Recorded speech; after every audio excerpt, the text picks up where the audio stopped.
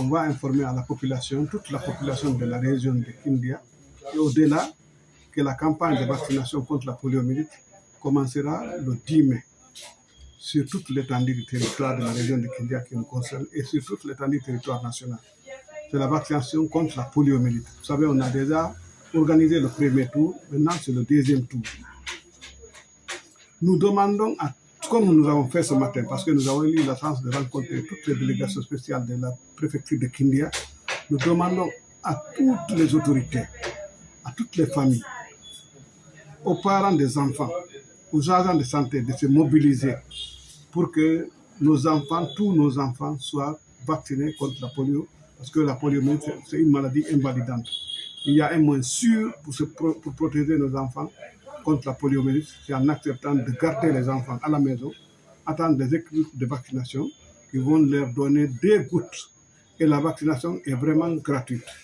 La vaccination, c'est un droit pour les enfants, mais c'est un devoir pour les parents. Pour ce deuxième tour, c'est les enfants de 0 à 5 ans, c'est-à-dire 0 à 59 mois. Même l'enfant qui est né tout de suite doit prendre des gouttes de vaccin, et jusqu'à 59 mois. C'est une vaccination de rattrapage. Parce que vous savez, il y a la vaccination de routine qui se réalise régulièrement au niveau de nos centres de santé. Je n'ai pas ici les chiffres exacts de la population, mais retenons que c'est tous les enfants de la préfecture, de la région de Kindia, qui sont âgés de 0 à 59 mois. Ce sont ces enfants-là qui seront vaccinés grâce au déploiement des vaccinateurs qui vont partir dans tous les ménages, de partir de maison en maison, dans les crèches et partout où il se trouve des enfants. D'abord, la vaccination, comme je disais tantôt, c'est un droit pour les enfants, un devoir pour les parents.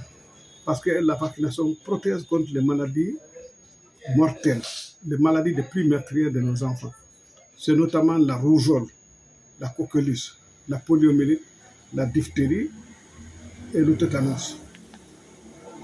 Cette fois-ci, c'est contre la poliomyélite. Vous savez, la poliomyélite, c'est une maladie invalidante. Une fois qu'un enfant est atteint par la poliomyélite, il perd ses membres s'il ne meurt pas.